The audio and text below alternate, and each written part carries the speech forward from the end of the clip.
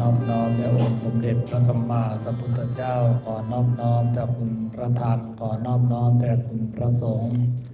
แล้วก็เจริญพรท่านผู้ช่วยศาสตราจารย์ดร.ธิติรัตน์ถาวรสุจริตกุลและคณะครูบาอาจารย์ทุกท่านนักศึกษาทุกคนที่เข้ามาได้รับการอบรมธรรมในช่วงบ่ายในสาขาวิชาคอมพิวเตอร์ธุรกิจสาขาวิชาการตลาดดิจิทัลสาขาวิชาการบัญชีแล้วก็สาขาวิชาบริหารธุรกิจอุตสาหกรรมและโลจิสติกส์ทุกคนทุกท่านวันนี้ก็ถือเป็นโอกาสที่ดีนะที่ได้มีโอกาสได้มาพบปะเจอแล้วก็เอาธรรมะคำสอนขององค์สมเด็จพระสัมมาสัมพุทธเจ้ามาเป็นแนวทางมาเป็นแรงบันดาลใจให้กับพวกเราทุกคนที่พระอาจารย์พูดอย่างนี้เพราะอันดับที่หนึ่งเนี่ยตัวพระอาจารย์เองก็ได้แรงบันดาลใจจากธรรมะจากพ่อแม่ครูบาอาจารย์ทำให้ชีวิต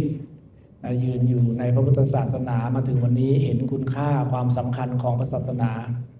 พระอาจารย์เองชื่อพระอาจารย์เอกรัตน์ปัญญาคัมโมเป็นเจ้าวาดวัดพุทธพรหมยานจังหวัดฉะเชิงเทราซึ่งวัดของพระอาจารย์เนี่ยอยู่ในเกาะไม่มีถนนเข้าไปนะ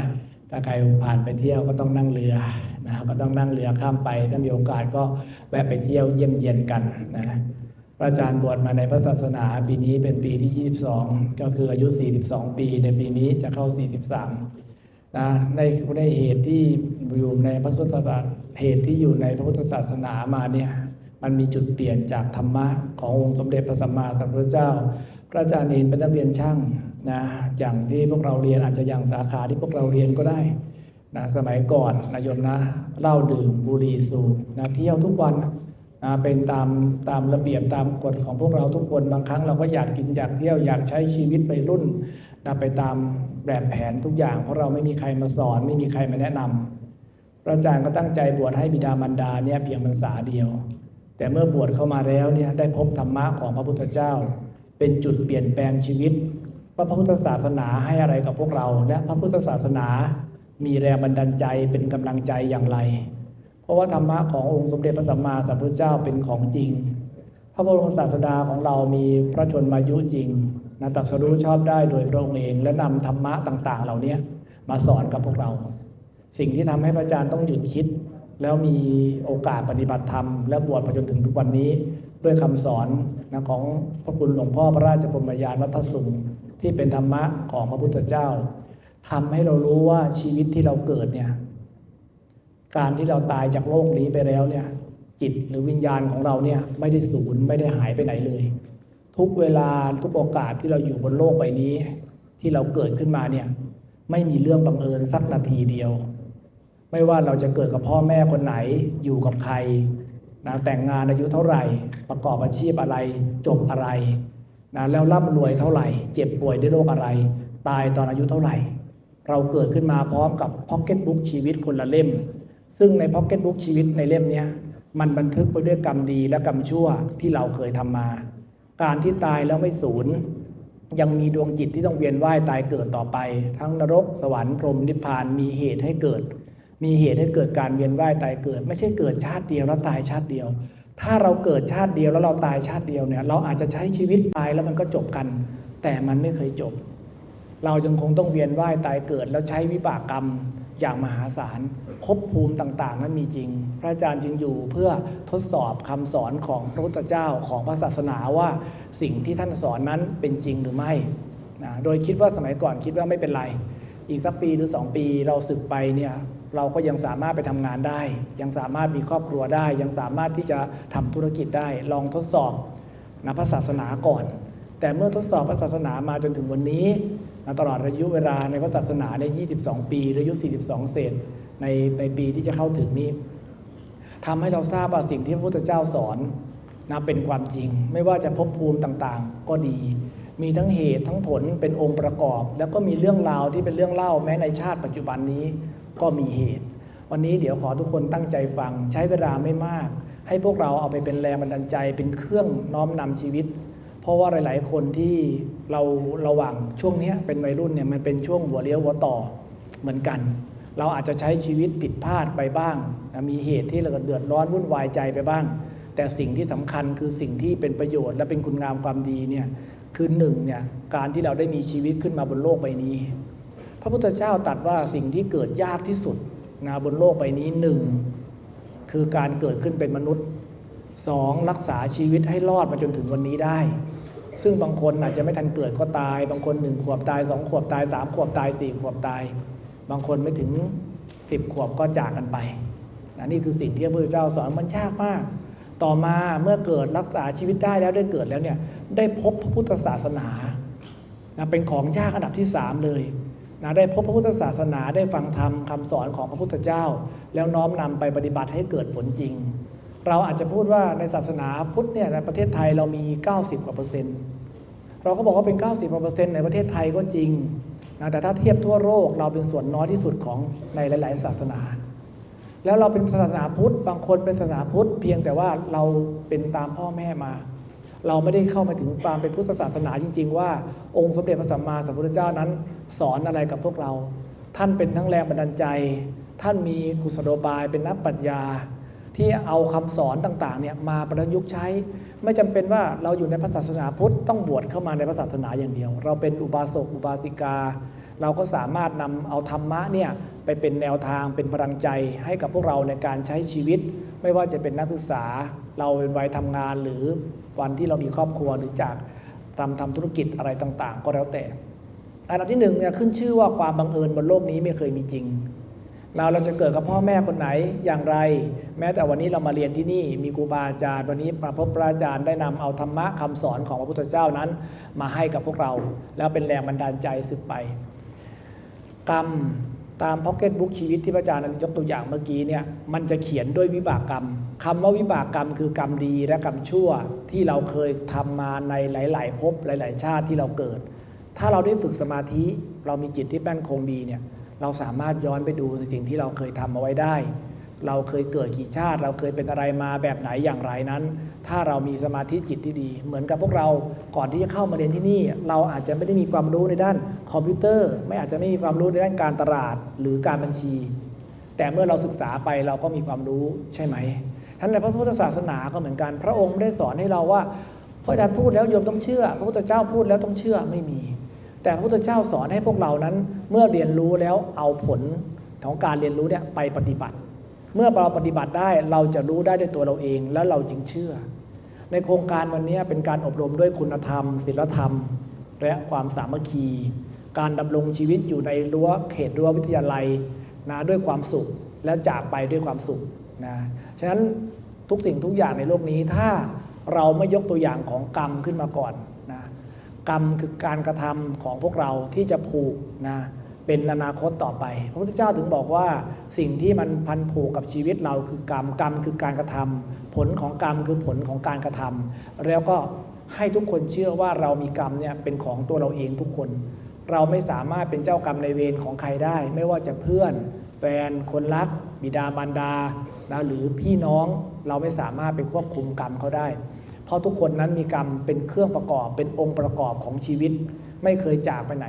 กฎของกรรมเนี่ยมีความยุติธรรมแล้วก็เที่ยงธรรมเสมอกับพวกเราถ้าเราไม่คิดเรื่องนี้ไม่มีเรื่องนี้อยู่ในหัวใจนะโยม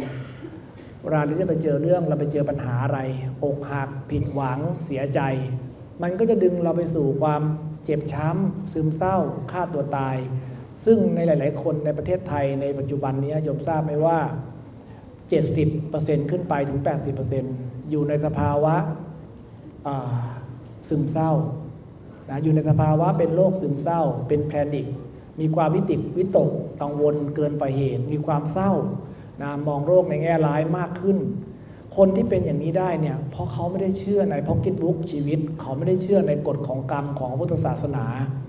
ซึ่งมันเป็นองค์ประกอบที่มีความจริงจัง 100% ที่เกิดขึ้นกับพวกเราพอเราไม่เชื่อเราผิดหวังอะไรขึ้นมาเราไม่สบายใจอะไรขึ้นมาเราจะมีการเปรียบเทียบตัวตนคนนั้นก็ไม่ได้ดีเนี่ยทำไมเขาได้ดีเราทำดีต้องเยอะทำไมเรายังไม่ได้ดีแต่เราลืมคิดไปว่าสิ่งที่เรากระทำมาตั้งแต่อดีตเนี่ยเราทำอะไรมาบางคนที่บางบอกว่ามีคนบอกพระอาจารย์ว่าไม่เห็นเขาทำดีอะไรเลยเห็นเขาเจริญเอาก้าวหน้าเอาดีเอาเราทำความดีมาเรายังไม่เจริญเลยเรายังไม่ก้าวหน้าเลยพระอาจารย์จะยกตัวอย่างให้ฟังว่าสิ่งต่างๆเหล่านี้นะมันเป็นด้วยอำนาจของบุญกุศลบางคนเนี่ยเขาทำบุญมาแล้วสะสมบุญมาแล้วตั้งแต่อดีตชาติถ้าอุปมาอุปไมยเหมือนเขาปลูกมะม่วงไว้ตั้งแต่ชาติที่แล้ว พียงแต่ชาตินี้เขาเกิดมาก็เด็ดมะม่วงกินแต่ของเราเพิ่งเริ่มทำบุญใหม่เนี่ยเหมือนเราเอาเม็ดมะม่วงลงหลุมนะแต่เราจะกินผลเลยเนี่ยมันก็ค่อนข้างยากนะฉะนั้นถ้าพวกเรามีความรู้สึกว่าเข้าใจในผลของกรรมผลของวิบากเนี่ยพอเรามีความละอายเราเกรงกลัวต่อกรรมต่อบาปเนี่ยพอเราไม่ทำสิ่งที่ไม่ดีเกิดขึ้นเนี่ยมันก็จะประกอบไปด้วยกรรมดีที่เราทำแล้วจะกรรมดีเนี่ยก็จะส่งผลในชีวิตเราเนี่ยผลักดันไปในทางที่ดีขึ้นชื่อว่าวิบากกรรมนะทุกคนมันมาจากศีลที่เราต้องรักษาทุกวันนี้เหมือนกันนะถ้าใครบุคคลใดละเมิดศีลในข้อที่1หมายถึงว่าเรามีการฆ่าสัตว์ตัดชีวิตเป็นปกติในพ็อกเก็ตบุ๊กชีวิตก็จะบันทึกกรรมในเรื่องของสุขภาพและการเจ็บป่วยไว้ให้กับเราเสมอบางคนเนี่ยคิดว่าเขาเกิดมาเพื่อให้เราฆ่าเขาเกิดมาเพื่อเป็นอาหารเรากินเขาเราฆ่าเขาเราก็ไม่บาปนะบางคนเราคิดว่าสัตว์เหล่านี้มาสร้างความรำคาญก่อกวนเราฆ่าเขาเราก็ไม่บาปมันมารบกวนเรามาทำให้เราไม่สบายใจเช่นเราอาจจะฉีดยาฆ่าแมงวีแมงวันจิ้งจกตุ๊กแกหรือแมลงสาบเรากลัวเราก็ฉีดยาฆ่าเขาสิ่งต่างๆเหล่านี้ถ้าเราทำเข้าผลของกรรมมันกลับมาอย่างไรก็ทำให้เราเป็นโรคภูมิแพ้บางคนแพ้อากาศแน่นจมูกหายใจไม่ออกเกิดน้ำเหลืองเสียเกิดผื่นคันแล้วก็รักษาไม่หายขาดสักทีเปลี่ยนแล้วกี่หมอก็ไม่หายเพราะอะไรรู้ไหมเพราะเราไปแก้ปลายเหตุเราไม่เคยกลับไปแก้ที่ต้นเหตุเลยถ้าเราไปแก้ที่ต้นเหตุว่าเราระงับจากการฆ่าสัตว์ซะบางคนคิดว่าเขาเป็นของกินก็คงไม่เป็นไรก็จะเห็นตามร้านอาหารติดป้ายอยู่ทั่วๆไปร้านนี้กุ้งเป็นๆเนี่ยนะครับปลาเป็นๆนะถ้าไม่เป็นบอกว่าไม่อร่อยต้องกินที่มันเป็นสุดท้ายเราก็ไปสั่งให้เขาฆ่ามาเพื่อให้เรากินเพราะมันอร่อยมากในเมื่อเรายังทำต้นเหตุของกรรมอยู่อย่างนี้ก็ทำให้เราต้องมีปัญหาเรื่องสุขภาพและการเจ็บป่วยคนที่ฆ่าสัตว์เป็นอาจินกรรม1เจ็บป่วยเรื้อรังรักษายาก2อายุสั้นลงจากบัญชีกรรมเราอาจจะเขียนว่าเราอยู่70ปีแต่ว่าเราฆ่าสัตว์กินทุกวันเราฆ่าสัตว์ตัดชีวิตทุกวันเป็นอาจินกรรมทำบ่อยๆก็เป็นกรรมสะสมทำให้อายุของเราที่มีเนี่ยก็ลดลงไปบางคน30-40 ปีก็จากกันไปแล้ว40-50 ปีจากไปแล้วก็มีมากประโยชน์นะฉะนั้นกรรมที่มันเกิดเนี่ยมันมีช่องทางอยู่3อย่าง1กรรมเกิดจากการกระทำของเราด้วยกาย2กรรมที่เกิดจากวาจาของเรา3กรรมที่เกิดจากใจของเรากรรมที่เกิดจากการกระทำทางร่างกายไม่ว่าจะเป็นการฆ่าสัตว์การลักทรัพย์หรือว่าการเจ้าชู้ผิดลูกเขาภรรยาผู้อื่นอะไรก็ตามเนี่ยถ้าเราฆ่าสัตว์1เราป่วยถ้าเราลักทรัพย์เขาบ่อยๆทำธุรกิจสีเทาสีดำหรือช่อโกงเข้ามาจะบิดามารดาก็ดีคนในครอบครัวก็ดีพี่น้องก็ดีเพื่อนฝูงก็ดีสุดท้ายผลของกรรมคืออะไรกรรมอธินาทานนี่คือ1ไฟไหม้บ้านน้ำท่วมบ้านนะแผ่นดินไหวหรือบ้านทรุดลงไปหรือแผ่นพายุพัดบ้านเราพังไปนะโดนโกงจากคนที่เรารักตัดสินใจลงทุนด้วยตัวเองแล้วผิดพลาดเสียเงินก้อนนั้นไปพอเสียเงินก้อนนั้นไปวิบากกรรมหมดนะจึงจะฟื้นตัวแล้วก็เดินต่อไปข้างหน้าได้ถ้าเราไม่มีกรรมกับเรื่องพวกนี้มันก็จะไม่เกิดเหตุการณ์อย่างนี้เกิดขึ้นกับเราฉะนั้นพระศาสนาจึงมีเหตุและมีผลสิ่งใดที่เราไม่เคยกระทำมาสิ่งนั้นจะย่อมไม่เกิดกับเรา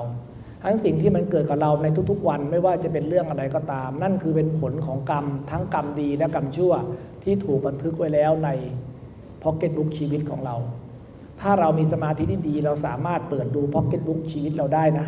ว่าต่อจากนี้ข้างหน้าเป็นอย่างไรและแบบไหนนะแต่ถ้าเรายังสมาธิจิตไม่ดีทำอย่างไรเขาบอกว่าดูการกระทำในปัจจุบัน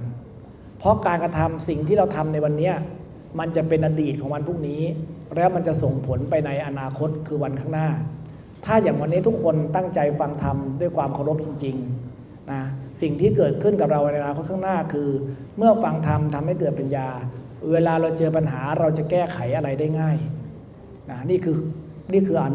นิสงส์ของการฟังธรรมนะโยมนะแต่ถ้าเกิดว่าเราคิดว่าสิ่งต่างๆเหล่านี้มันเกิดขึ้นกับเราจะแก้ไขปัญหามันได้แน่โดยที่ไม่ต้องฟังธรรมก็ได้ถ้าเรามีปัญญาที่ดีมีบุญเก่าที่ดีโยมจะแก้ไขปัญหานั้นไปได้นะแต่ถ้าเรากำลังบุญไม่ดีมันก็จะไม่สามารถแก้ไขปัญหาที่เกิดขึ้นเนี่ยให้ผ่านพ้นไปได้พอเราผิดศีลข้อ3บ่อยๆ1เราจะไม่เจอรักแท้นะหาคนรักจริงกับเราไม่ได้นะแค่ฉาบฉวยมาแล้วก็ไปทำให้เราเศร้าใจ เวลาที่เรารักใครมากๆเขาก็จะทอดทิ้งเราแล้วทำให้เราอกหักเสียใจต่อไปถ้าเราโกหกมากๆนะเราพูดจาหลอกลวงพูดคำหยาบนะหรือว่าพูดจาเพ้อเจ้อเหลวไหลยุยงให้เกิดการแตกแยกถ้าเราพูดแบบนี้บ่อยๆหนึ่งวาจาเราจะเป็นคนที่พูดแล้วไม่มีใครฟังนะไม่มีเครดิตนะแล้วบุคคลที่โกหกคนเป็นปกติจะมีเศษของกรรมอยู่อย่างหนึ่งคือเป็นคนที่มีกลิ่นปากแรงมากแม้เราจะอาบน้ำแปรงฟันเท่าไรก็ตามนะมันก็จะยังส่งกลิ่นออกมาอยู่อย่างนี้เสมอเนื่องจากผลของกรรมเป็นเศษกรรมทำให้ระบบคอและการพูดเนี่ยเสียไปเลยแต่บางคนก็ไม่รับรู้สาเหตุยังคงทำหน้าที่เพราะคิดว่าสิ่งที่ตัวเองทำนั้นมันถูกต้องก็ยังคงโกหกต่อไปทำต่อไปโดยที่เราไม่ได้แก้ไขจะหาหมอสักเพียงใดจะแปรงฟันสักเพียงใดจะบ้วนปากสักเพียงใดก็ไม่สามารถไประงับกลิ่นที่ออกมาจากตัวได้เพราะกลิ่นที่ออกจากตัวนั้นคือระบบของวิบากอย่างหนึ่งบางคนบอกมันเป็นร่างกายได้ไหมบอกเป็นร่างกายก็ได้ทุกคนก็มีร่างกายเหมือนเรานี่แหละแต่บางคนทำไมไม่มีทำไมมาเกิดกับเราคนเดียวฉะนั้นกรรมจะเป็นเครื่องจำแนกสัตว์ให้เกิดขึ้นแล้วเปลี่ยนแปลงไปตามระบบของวิบากกรรมฉะนั้นคนที่มุสาบ่อยๆบางทีไปเข้าหมู่เข้าสังคมจะไม่ค่อยมีอยากมีคุยด้วยนะบางทีเราเดินไปคนนี้มาแล้วไม่อยากคุยเลยก็จะมีอารมณ์แบบนี้เนาะลักษณะแบบนี้บางทีไม่มีเครดิตไปพูดแล้วไม่มีใครเชื่อไปทำธุรกิจธุรกรรมอะไรก็ไม่ค่อยผ่าน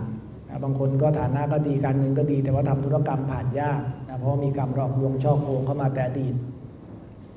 ต่อมาสุรายาเมาคนที่กินเหล้ามากๆก็บอกไม่เห็นเป็นไรนี่มันก็ไม่เป็นไรแต่เศษกรรมทำอย่างไร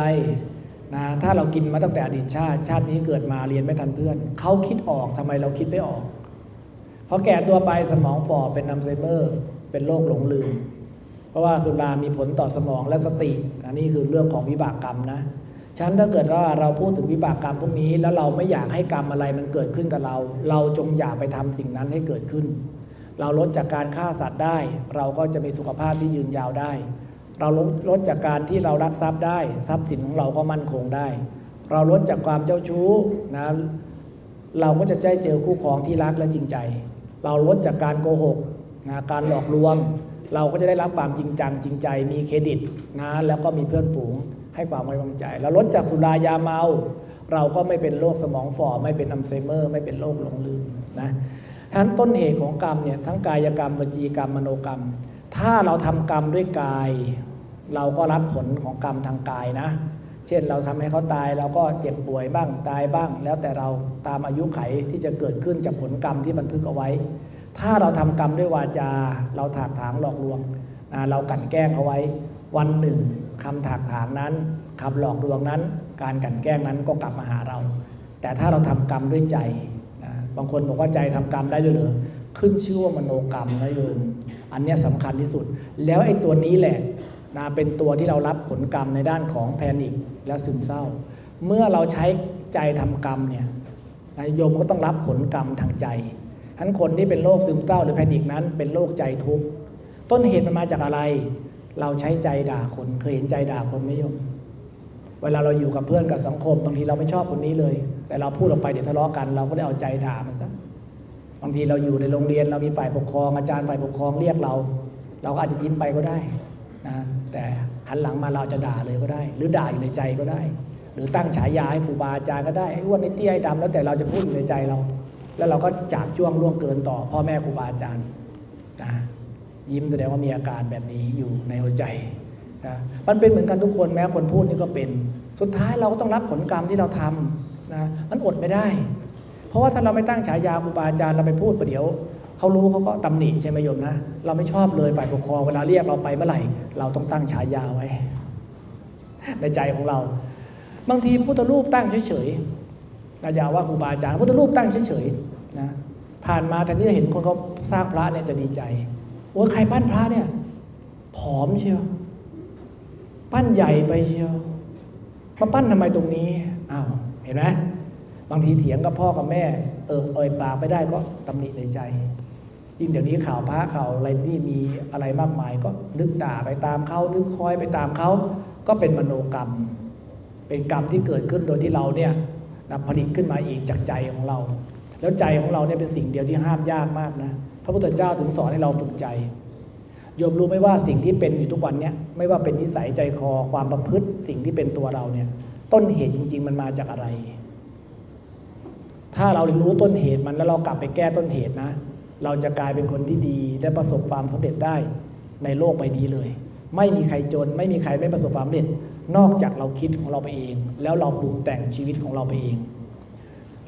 ในวิทยาศาสตร์บอกว่าบวกดึงบวกลบดึงลบพระศาสนาบอกบุญดึงบุญบาปดึงบาปนะฉะนั้นทุกคนเนี่ยถ้าจิตหรือความคิดของพวกเราเป็นนิเกทีฟเป็นลบอ่ะยมทำใจไว้ได้เลยว่าสิ่งที่เป็นลบทั้งหลายเนี่ยจะวิ่งกลับเข้ามาหาเราถ้าใจเราเป็นบวกเรื่องดีๆก็วิ่งกลับเข้ามาหาเราถ้าเราคิดดีเรื่องดีเข้าตัวเราเข้าบ้านทุกวันถ้าเราคิดร้ายเรื่องร้ายเรื่องไม่ดีก็เข้าบ้านเราทุกวันเหมือนกันมีนักวิทยาศาสตร์คนหนึ่งเขาทำการวิจัยนะนี่พระอาจารย์เล่าให้ฟังนะมีคนส่งบทวิจัยมาให้พระอาจารย์ดูพระอาจารย์ก็บอกว่าจริงๆแล้วพุทธศาสนาเนี่ยสอนเรามา 2,000 กว่าปีแล้ววิทยาศาสตร์เพิ่งจะมาวิจัยเกิดขึ้นเมื่อไม่กี่ปีเขาเอาคนที่หมดความหวังหมดกำลังใจท้อแท้จากคนที่ประสบความสำเร็จทำธุรกิจแล้วร่ำรวยแล้วเกิดล้มละลายจนไม่สามารถลุกขึ้นมาทำธุรกิจใหม่ได้เอานักกีฬาที่เก่งๆเคยประสบความสำเร็จเคยมีชัยชนะแล้วก็เกิดการพ่ายแพ้แล้วไม่สามารถลุกขึ้นมาแข่งจนชนะได้อีกเอาคนที่มีครอบครัวอบอุ่นดีแล้วเกิดบ้านแตกแสลกขาดแล้วเลยไม่กล้ามีครอบครัวเพราะเป็นใจมันเป็นปมว่าถ้าเรามีครอบครัวเราจะอกหักอีกเราจะผิดหวังอีกถ้าเราเป็นนักกีฬาเราจะแพ้อีกถ้าเราทำธุรกิจเราจะล้มละลายอีกนะเลยไม่ลุกขึ้นมาทำไม่ลุกขึ้นมามีครอบครัวไม่ลุกขึ้นมาแข่งขันอะไรอีก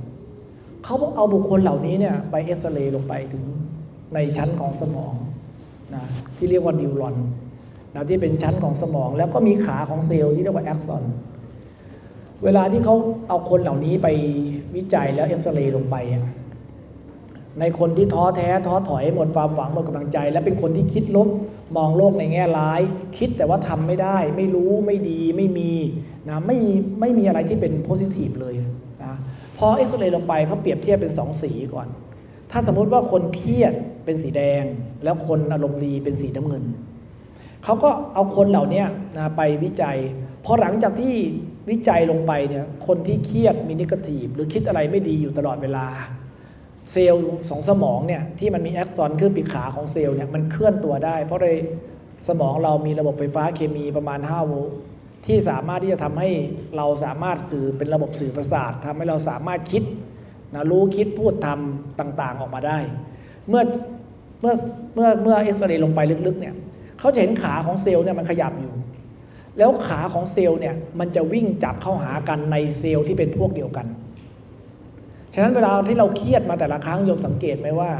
มันจะมีเรื่องเครียดตามมาเรื่อยๆแล้วพอเราเช้าๆเราเนี้ยเราตื่นมาหงุดหงิดโมโหอะไรสักอย่างหนึ่งวันนั้นทั้งวันเราอาจจะเจอเรื่องวุ่นวายใจทั้งวันเลยก็ได้ฉะนั้นพอเขาเอ็กซเรย์ไปเขาเห็นขาของเซลล์เนี่ยมันวิ่งมาเจอกันแล้วมันก็จับกันเป็นผนึกเหนียวแน่นมากพอมันจับกันผนึกเหนียวแน่นเมื่อไหร่นั่นแหละทำให้เรากลายเป็นคนซึมเศร้าทันทีมันจะเหลือความคิดเดียวคือเนกาทีฟเลยเป็นความคิดแบบลบอย่างเดียวเลยเพราะว่าโยมต้องคิดว่าแม่เหล็ก2 อันเนี่ยนะเมื่อลบกับบวกเนี่ยมันไม่สามารถมาอยู่ใกล้กันได้พอลบมันเยอะบวกมันกระเด็นออกไปเลยถ้าบวกเยอะลบมันก็กระเด็นออกไปอยู่ด้วยกันไม่ได้พอเขาเอ็กซเรย์ลงไปเห็นตัวเซลล์ของสมองมันจับเป็นผลึกเนี่ยทำให้บุคคลที่พระอาจารย์ยกตัวอย่างเมื่อกี้คนที่เคยอกหักผิดหวังและไม่กล้ามีครอบครัวใหม่คนที่ตื่นเต้นไม่กล้าขึ้นบนเวทีมันตกใจมันกลัวคนที่มีปมมาตั้งแต่เด็กแล้วก็เลยไม่กล้าที่จะขับรถขึ้นทางด่วนก็มีไม่อยากจะไปลงทะเลก็มีไม่อยากขึ้นเขาก็มีนี่พระอาจารย์เคยเจอด้วยตัวเองนะคนคนหนึ่งอยู่เขาก็กลัวทางด่วนกลัวทางด่วนมากขึ้นทางด่วนไม่ได้อยากมาพบพระอาจารย์มากทำยังไงจะแก้อาการกลัวทางด่วนได้ภรรยาต้องจับเขานอนมาในรถแล้วเอาผ้าคลุมมาขับรถพามาเห็นไหมโยมเห็นอำนาจจิตไหมจิตถ้ามันไปล็อกอยู่ตรงไหนสักตัวหนึ่งอย่างพวกเราทุกคนบางคนอาจจะกลัวงูบางคนกลัวผีบางคนกลัวความมืดนะก็มีอยู่ใช่ไหมโยมบางทีบ้านเราเองอย่างเงี้ย เราอยู่คนเดียวเราจะไปเข้าห้องน้ำอาจจะรู้สึกกลัวขึ้นมาเลยก็ได้ไปเข้าห้องน้ำไม่ได้ ให้รู้ไว้เลยนะว่าเคมีบางส่วนหรือเซลล์สมองเราบางส่วนเนี่ยมันทำงานผิดปกติไปถ้าเราไม่เข้าไปแก้ไขมันนะเราจะกลายเป็นคนที่ใช้สมองแบบฟุ่มเฟือยในที่สุดเนี่ยสมองเราจะทำงานหนักจนไม่สามารถที่จะควบคุมได้แล้วโยมจะเสียดายชีวิตมากถ้าวันนั้นมันมาถึงเราจะไม่สามารถตัดสินใจในสิ่งที่ควรตัดสินใจบางคนเขาเห็นว่าสิ่งนี้ถูกแต่เราอาจจะมองว่าสิ่งนี้ผิดบางคนเขามองบวกแต่เราจะมองลบมันจะดึงเราไปสู่ภาวะของความเศร้าและการจากโลกนี้ไปด้วยการฆ่าตัวตายฉะนั้นเราเสียดายชีวิตนะโยมพระพุทธเจ้าบอกว่าการเกิดเป็นมนุษย์เนี่ยโคตรยากที่สุดเลยแล้วจะต้องรักษาชีวิตให้รอดมาถึงวันนี้ก็ยากอีกด้วยนะโยมนะการได้พบศาสนาเพื่อเอาธรรมะของจริงเนี่ยเพื่อไปเป็นแรงบันดาลใจก็ยากอีกฉะนั้นคำว่ายากเนี่ยนะโยมนะแล้วเราบอกว่าเราใช้ชีวิตมาแค่นี้พอแล้วมันอยากจะไม่เกิดก็ไม่เกิดอยากจะตายก็ช่างมัน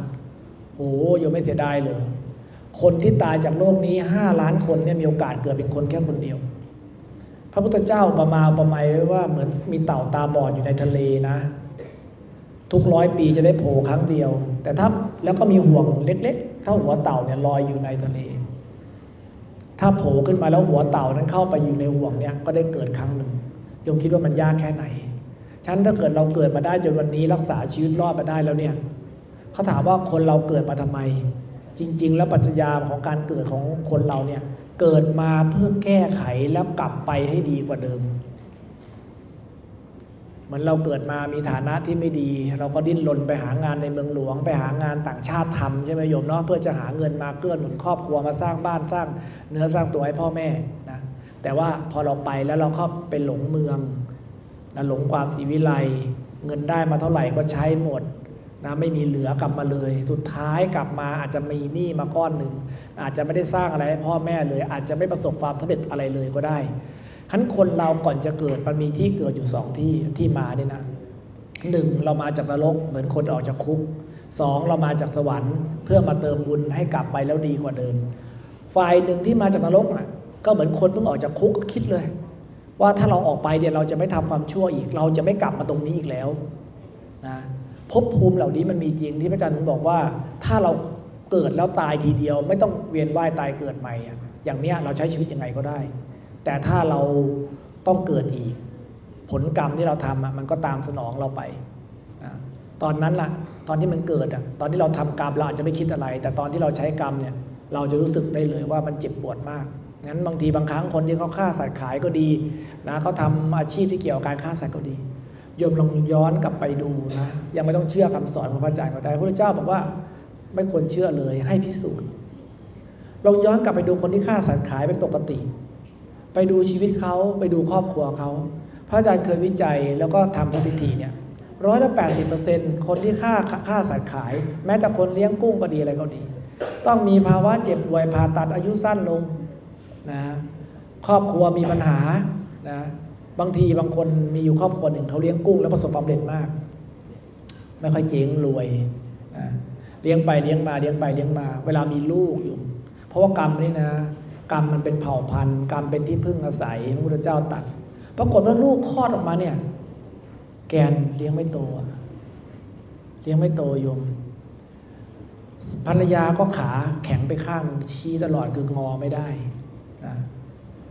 เพราะผลของกรรมที่เราต้องเลี้ยงเขาเราฆ่าเขาเป็นจำนวนมากก็ต้องได้สุขภาพที่ไม่ดีกลับมาได้ลูกที่สุขภาพไม่ดีได้ลูกที่แกนกว่าเขาได้ลูกที่ทำให้เสียทรัพย์ตลอดเวลาเลยวันดีคืนดีก็ขับรถไปชนแขนหักขาหักเสียเงินเสียทองพวกนี้เป็นเศษกรรมจากการฆ่าสัตว์หมดเลยนะโยมถ้าเราไม่ไปเริ่มต้นจากการฆ่าสิ่งต่างๆเหล่านี้มันก็ไม่เกิดขึ้นกับเราทีนี้เวลาเขาเอ็กซเรย์ไปแล้วเราย้อนกลับไปนะพอเห็นขาของเซลล์มันเกาะกันเนี่ยบุคคลเหล่านั้นจะเหลือความคิดเดียวเลยนะไม่ว่าใครจะยื่นมือเข้ามาช่วยแค่ไหนก็ตามจะเห็นแต่ความทุกข์ความเศร้าเหมือนตัวเรานั้นอยู่ในหลุมของความมืดตลอดเวลาจนไม่อยากอยู่บนโลกใบนี้เลยก็เพราะไอ้ตัวเซลล์ตัวนี้ถ้าทางวิทยาศาสตร์บอกว่าเซลล์มันจับผลึกกันแล้วมันเป็นสื่อประสาทที่ส่งผลทางเดียวกันแต่ทางพระศาสนาคือกรรมชั่วมันเข้าเพราะว่าเราไปทำอะไรที่ไม่ดีเข้าทีนี้เขาก็เอาอาสาสมัครประมาณ100 คนเขาบอกว่าอยากจะลุกขึ้นมาใหม่ไหมเล่าอยากจะกลับตัวหรือมีชีวิตใหม่เกิดขึ้นไหมทุกคนยินดีว่าอยากมีชีวิตใหม่เขา เขายืนยันว่าหลักของพระพุทธศาสนาเราเนี่ยสามารถเปลี่ยนแปลงชีวิตได้ตั้งแต่เริ่มต้นจากความคิดดีเริ่มต้นจากการกระทำดีแล้วเริ่มต้นจากคำพูดที่ดีแต่ในเมื่อเขาเป็นคนต่างชาติเขายังไม่ได้อยู่ในพุทธศาสนาในคณะของผู้วิจัยเนี่ยมีทั้งแพทย์หมอนักวิชาการนะหลายๆคนนะมารวมกันนักจิตวิทยาเพื่อที่จะดูไอ้ผลประกอบผลของสมองตัวเนี้ยว่ามันทำงานอย่างไรนะหลังจากนั้นเนี่ยเขาก็ลองเอาคนที่เป็นเนกาทีฟทั้งหมดเนี่ยเป็นเซลล์สมองสีแดงจับผนึกกันเนี่ยเอามาเพื่อที่จะทำให้เซลล์สมองเนี่ยมันปรับเปลี่ยนหรือกลายเป็นโพซิทีฟขึ้นนะเขาก็ถามว่าทำอย่างไรเขาค่อยๆวิจัยโดยการเอ็กซเรย์แล้วเอาคนเหล่านี้มาค่อยๆบางคนฝึกสมาธิได้ก็ฝึกสมาธิไปฝึกจิตได้ก็ฝึกจิตไปแต่เขาเอาหลักการของเขาคือในระหว่างวันแต่ละวันเขาขอเพียง 20-30 นาทีเท่านั้นงั้นพวกเราเหมือนกันที่เราเรียนจนเคร่งเครียดเกินไปเหนื่อยเกินไปจนไม่มีเวลาว่างจนไม่มีเวลาที่เป็นส่วนตัวเลยที่จะทำอะไรที่เป็นเรื่องที่เราชอบเรารักเนี่ยต้องมีเวลาตรงนี้นะถ้าไม่มีเวลาที่นี่ลำบากเหมือนกันเขาก็เอาคนเนี่ยเขาขอบอกว่าขอ 20-30 นาทีใน1วันเท่านั้นนะใน 20-30 นาทีเนี่ยให้ทำอะไรก็ได้เป็นสิ่งที่เรารักในระหว่างที่เราทำในสิ่งที่เรารักนั้นห้ามคิดอะไรไม่ดีเลยนะไม่คิดเรื่องลบเลยสมมติคนชอบออกกำลังกายคุณออกกำลังกายไปคนชอบว่ายน้ำไปบางคนชอบดูซีรีส์ไปนะบางคนอาจจะชอบเดินช้อปปิ้งไปบางคนชอบนั่งสมาธิไปแต่ว่าสิ่งที่ทำนั้นต้องเป็นสิ่งที่เรารักจริงๆนะเป็นสิ่งที่เรารักจริงๆเลยแล้วทำแล้วสบายใจให้มันเกิดถ้าทางวิทยาศาสตร์เรียกว่าเกิดเอนโดรฟินขึ้นมาเกิดพลังตัวเคมีดีๆเนี่ยมันเกิดขึ้นมาเขาขอเพียง30 นาทีเท่านั้นนะแล้วก็ยืนยันว่าการนั่งสมาธิของไทยเนี่ยของพุทธเราเนี่ยสะสางล้างเคมีได้ดีที่สุดเลยแต่ว่าหลายคนก็ไม่ได้เลือกที่จะปฏิบัตินะในเมื่อเราไม่สามารถเลือกปฏิบัติได้เราก็ไปใช้วิธีการนี้หาสิ่งที่เรารักเราชอบทำวันหนึ่ง 20-30 นาทีโดยที่ระหว่างที่ทำนั้นมีข้อแม้อย่างเดียวว่าห้ามคิดถึงเรื่องงานห้ามคิดถึงเรื่องเรียนห้ามคิดถึงสิ่งที่มันเป็นปัญหาอยู่เลยได้ไหมถ้าทำได้โยมจะเคลียร์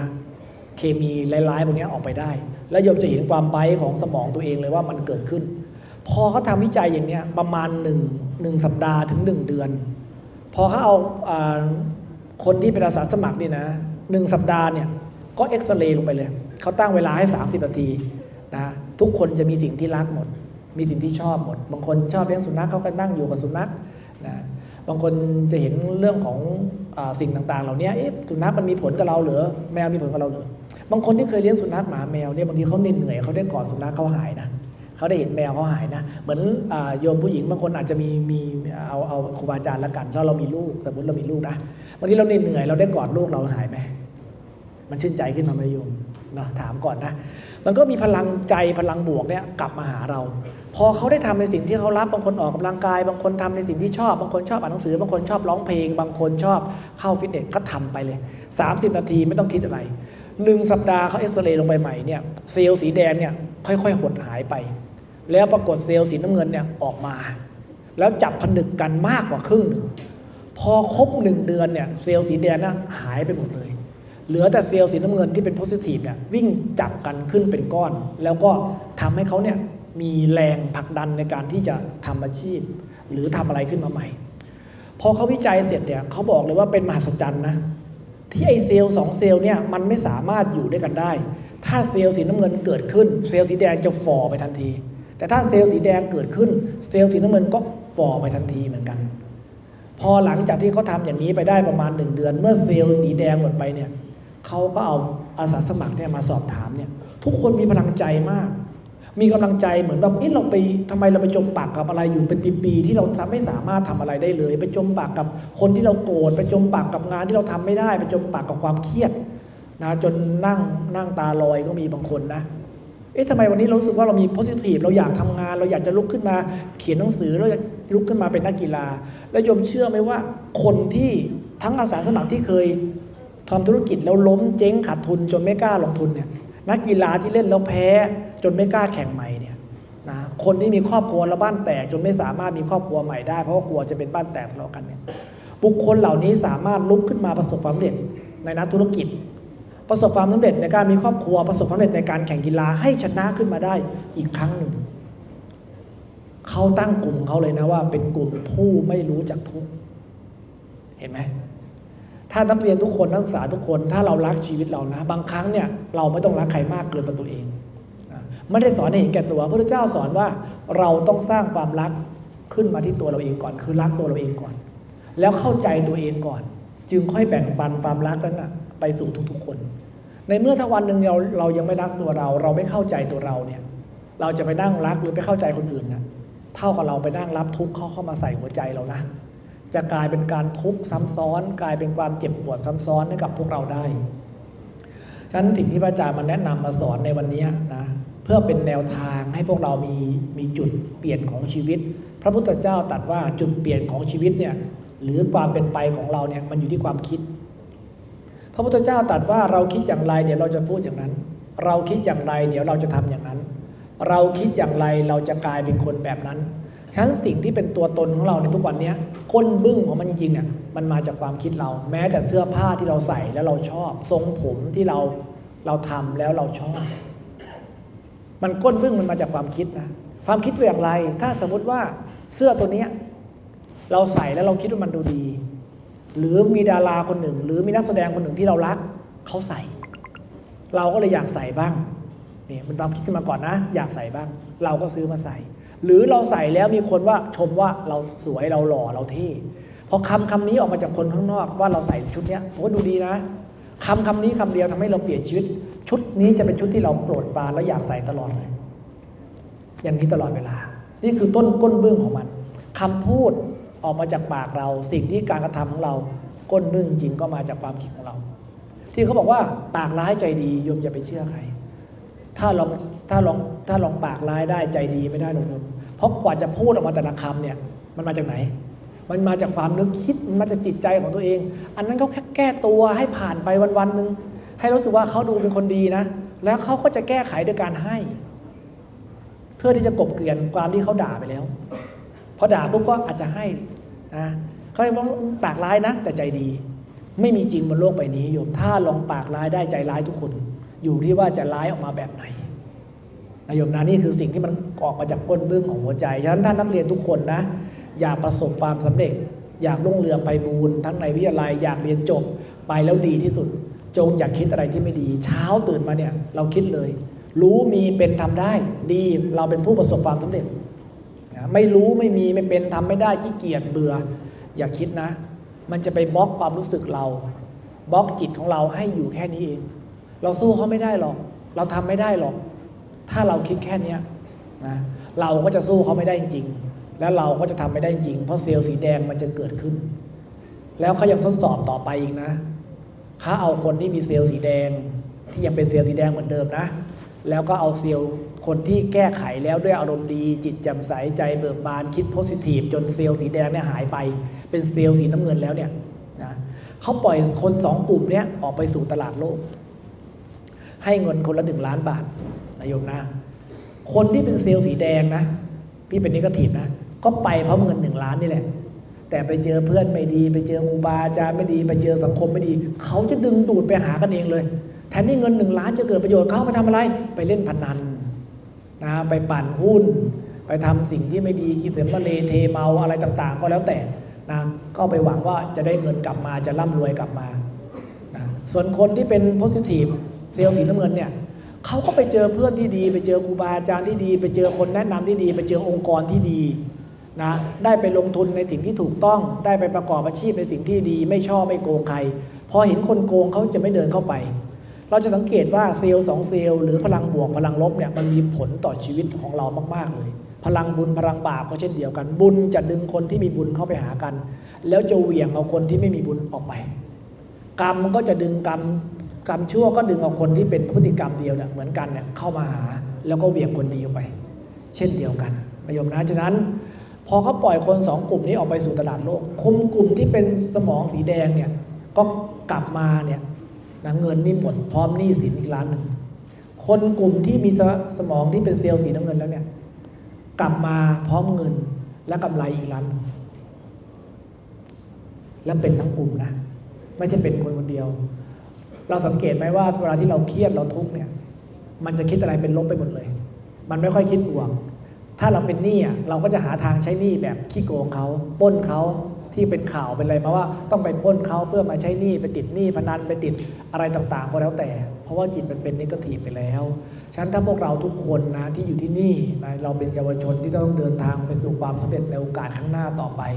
ถ้าเราไม่มาแก้ไขความคิดมาปรับเปลี่ยนความคิดนะเราจ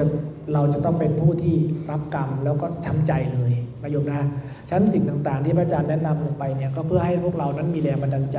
นะอย่างเมื่อกี้เทศไปเรื่องหนึ่งว่าบอกว่าเขาบอกว่าพระพุทธเจ้าบอกว่าทำทานก็ทำให้รวยรักษาศีลก็ทำให้สวยถ้าภาวนาดีก็ทำให้ฉลาดเวลามีปัญหาก็แก้ไขได้ไม่มืดแปดด้านนักเรียนบางคณะก็จะบอกว่ายกมือบอกว่าหนูเกิดมาไม่สวยก็ไม่เป็นไรหนูศัลยกรรมได้เขาบอกหนูมีเงินหน่อยหนูไปเกาหลีหนูก็สวยเด้งกลับมาเลยเห็นไหมเขาก็ยังมีคำโต้แย้งอยู่ดีแต่คำโต้แย้งนั้นนะมันแพ้มาด้วยศีลจริงๆเพราะอะไรรู้ไหมโยมถ้าคนที่ไปศัลยกรรมเนี่ยแล้วทำผิดศีลในข้อหนึ่งข้อใดโยมไปสังเกตเอาได้เลยถ้าคนคนนั้นเขาฆ่าสัตว์ตัดชีวิตมีทั้งกรรมในอดีตและกรรมใหม่ที่เขาทำอยู่เสมอคนนั้นศัลยกรรมมาแล้วเน่าเป็นแผลช้ำมากกว่าเขาเน่ามากกว่าเขารักษาไม่หายนะหรือต้องผ่าหลายๆครั้งให้เจ็บตัวเรื่อยๆก็ไม่สามารถจะแก้ได้ถ้าเราเป็นคนที่ไปลักทรัพย์เข้ามาช่อโกงเข้ามาตั้งแต่อดีตถ้าเราไปศัลยกรรมเป็นยังไงโยมนะเราก็ไปได้ของถูกในราคาของแพงไปได้ของถูกในราคาของแพงบางทีเรามีโปรโมชั่นนะ5-6 พันเราก็ไปเสริมได้ละแต่พอไปปุ๊บเขาก็จะบอกว่าอันนี้นะเป็นของเกาหลีอันนี้เป็นของ US อะไรพวกนี้ใช่ไหมนะเราเพิ่มเงินอีกเท่านั้นเท่านี้เราจะได้ของนี้ของนั้นคือคนเราทุกคนเนี่ยจะมีความรู้สึกว่าเราไม่อยากได้ของไม่ดีเข้ามาในร่างกายหรอกใช่ไหมโยมนะทุกคนไม่อยากได้ของไม่ดีเข้าไปเราก็จะพยายามเลือกของดีที่สุดแต่เราดันมีกรรมที่เราไปทำอธินาทานเอาไว้นะสมัยก่อนคนมาพบพระอาจารย์บอกว่าอยากไปศัลยกรรมพระอาจารย์ก็จะบอกเขาอย่างหนึ่งว่าถ้าอยากไปศัลยกรรมเนี่ยกลับไปรักษาศีลก่อนหนึ่งเดือนนะแล้วเราจะปลอดภัยนะเพราะบางคนกลับไปบางทีทำตาทำแล้วทำอีกตาตกโดนเส้นประสาทบางคนใส่จมูกใส่คดใส่เอียงใส่เบี้ยวผ่าอยู่นั่นแหละโยมไม่จบไม่สิ้นนั่นคือขึ้นชื่อว่ากรรมที่มาจากวิบากที่เราทำนะนั้นถ้าเกิดว่าเรากลัวเราระวังเราก็ต้องแก้ไขเรื่องพวกนี้สุดท้ายเป็นอย่างไรเราใส่เข้ามาแล้วเนี่ยไม่มีใครเคยแงะออกมาดูหรอกว่ามันตี US หรือเปล่าเป็นของเกาหลีหรือเปล่าใช่ไหมโยมถ้าสังเกตเหมือนที่ว่าตั้ง6-7 เดือนที่ผ่านมาที่มีข่าวเป็นข่าวคึกโครมใหญ่โตทำไมเขาเหลาซิลิโคนส่งคลินิกอันละ25 บาทพอข่าวนี้ออกไปหลายคนที่จับจมูกนะที่ทำมาเนี่ยของเรา25 บาทหรือเปล่าใช่ไหมล่ะพอมันก็เกิดความกังวลมันก็ส่งคลินิกมาตลอดในการที่ทำ 3,000 5,000 6,000 นะถ้าเรามีกรรมกับเขาพอดีเราก็ต้องไปรับเอาสิ่งนั้นเข้ามาหาตัวเราเองถ้าเรามีกรรมเจ้าชู้เป็นยังไงทำแล้วขาดเสน่ห์เหมือนที่บางคนบอกว่าโอ้ก่อนทำยังสวยป่ะเลยทำแล้วไม่สวยเลยทำแล้วหน้าก็จะดูเป๊ะเป็นพลาสติกไปหมดนะดูตึงไปหมดนะดูบิดดูไม่มีเสน่ห์ก็เป็นเรื่องของกรรมกาเมสุมิจฉาจารถ้าเรามีกรรมมุสาโกหกเราก็ไปโดนคลินิกเถื่อนโดนหมอกระเป๋านะโดนคนที่เขาเนี่ยไม่ได้เป็นหมอจริงๆนะอาจจะเคยเป็นผู้ช่วยแพทย์ก็ได้แล้วก็มีความรู้เรียนรู้มาแล้วก็ไปแอบเปิดคลินิกขึ้นเพราะอาศัยที่เรามีความรู้แล้วก็ทำรีวิวทำโฆษณาพวกเราหลายคนก็อาจจะไปทำก็ได้ที่เป็นข่าวมากมายตำรวจก็ไปตามจับสุดท้ายป้ายที่ขึ้นอยู่รหัสของหมอก็เป็นของใครไม่รู้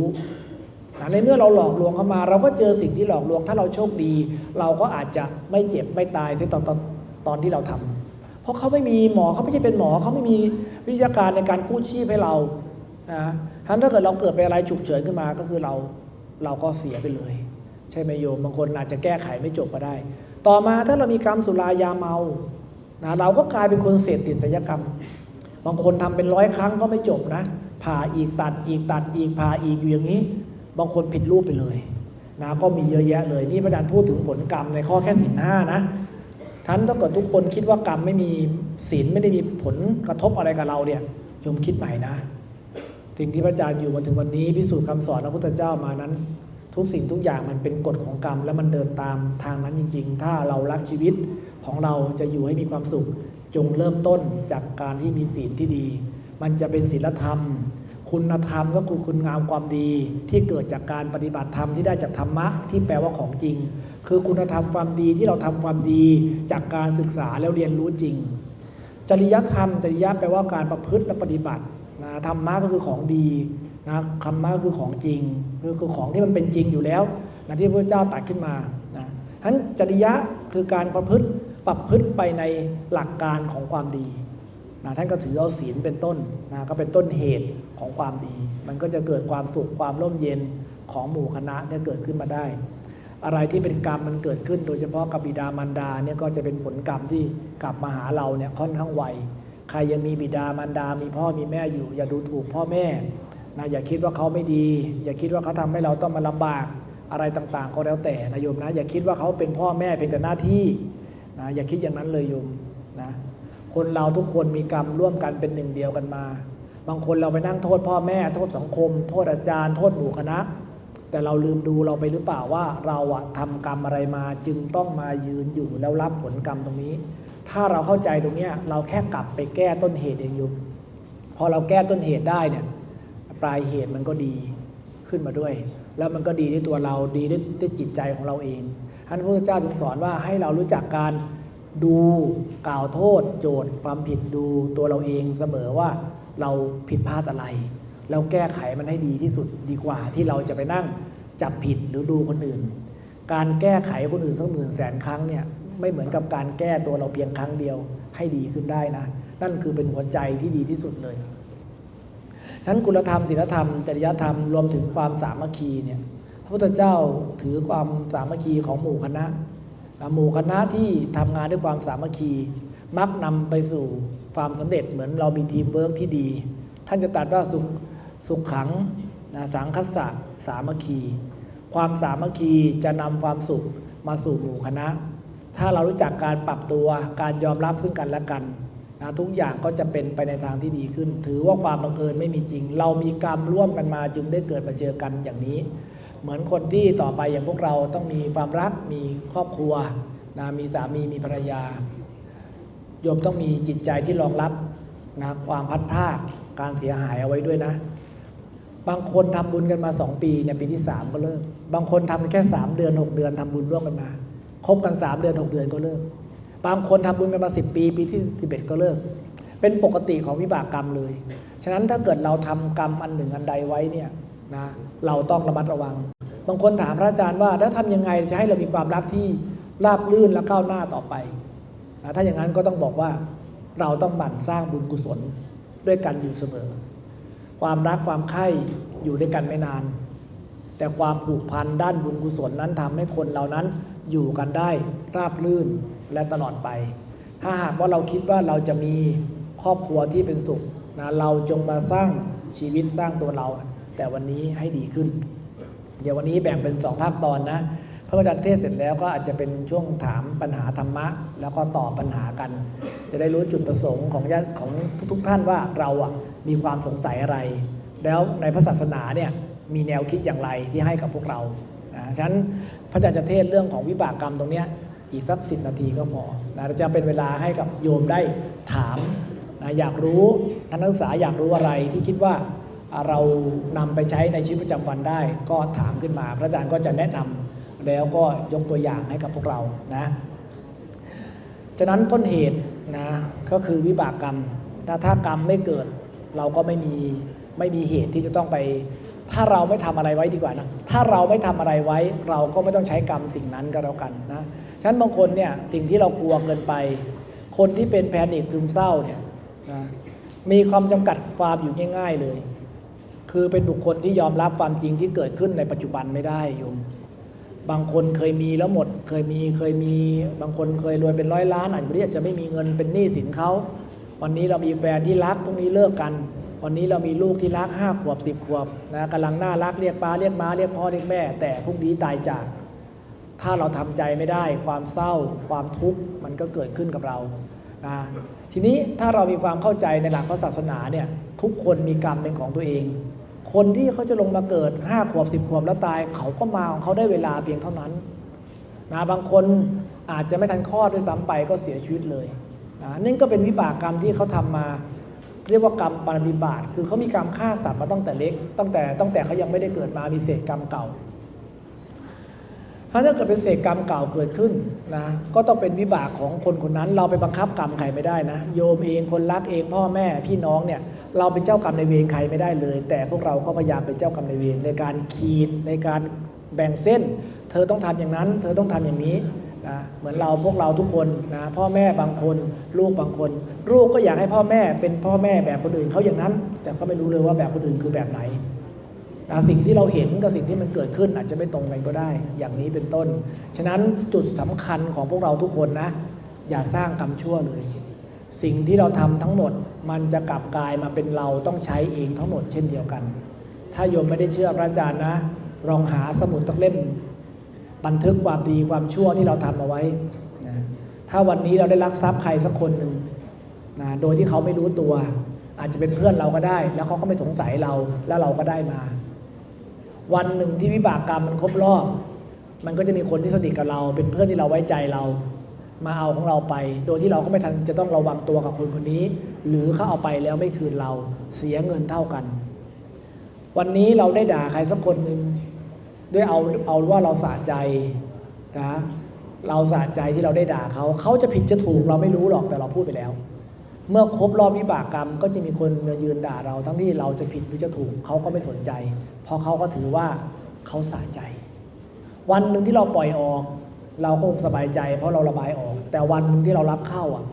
มันจะสร้างความทุกข์ใจให้กับเราโยมนะฉะนั้นถ้าเราอยากเป็นผู้ประสบความสำเร็จจงมีจิตใจที่เป็นบวกนะเป็นจิตใจที่คิดดีพูดดีทำดีอยู่เสมอแล้วความดีอย่างเนี้ยมันก็จะวิ่งกลับเข้ามาหาเรานะในส่วนของคุณธรรมจริยธรรมนะหรือความสามัคคีเนี่ยมันจะเริ่มจาก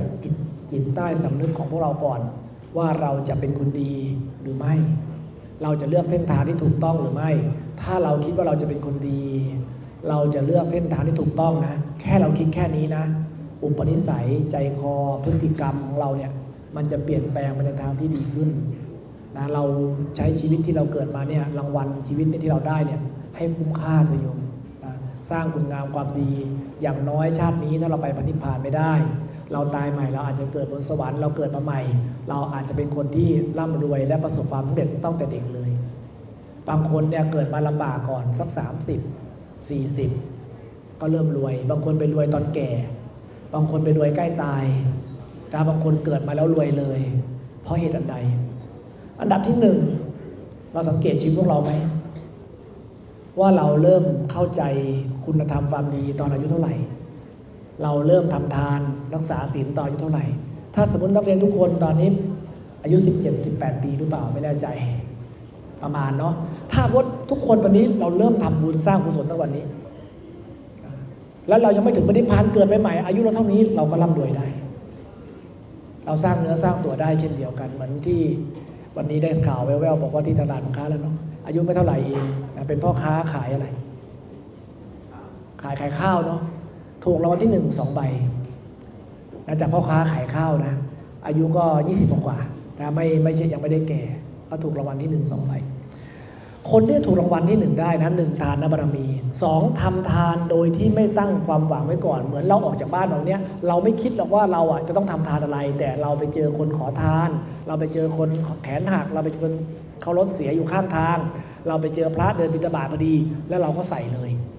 การทำบุญโดยที่ไม่มีจุดมุ่งหมายไว้ก่อนตั้งแต่เช้าตั้งแต่เราไม่ได้ตั้งใจไว้ก่อนกันแล้วกันเนาะทำบุญแบบฉับพลันกระทันหันโดยที่เราไม่ตั้งใจไว้ก่อนมักเป็นบุญให้เราได้อะไรฟุกๆหรือถูกรางวัลฉะนั้นบางคนมาถามว่าไม่เคยถูกรางวัลเลยเพราะเราไม่ได้ทำบุญแบบฉับพลันถ้าเราทำบุญแบบฉับพลันเราออกไปเราไม่รู้หรอกว่าใครจะมาขอใครจะมาทำอะไรแต่เราเห็นแล้วเราให้เลยอย่างนี้ทำให้เราได้ลาภก้อนใหญ่ๆกลับมาอันนี้ก็เป็นต้นเหตุนะฉันก็ขอฝากท่านนักศึกษาไว้แต่เพียงเท่านี้ว่าต้นเหตุนะของทุกสิ่งทุกอย่างเนี่ยมันคือกรรมมันคือผลของการกระทำของเราเองถ้าเราอยากจะดีมีความสุขแค่ไหนจงลดวิบากกรรมนั้นจงลดกรรมที่เป็นเนกาทีฟหรือสิ่งที่ไม่ดีแต่ว่ามาสร้างกรรมดีสร้างโพสิทีฟให้กับชีวิตแล้วชีวิตเราจะไม่ผิดหวังและจะเดินไปสู่ความสำเร็จได้เป็นอย่างดี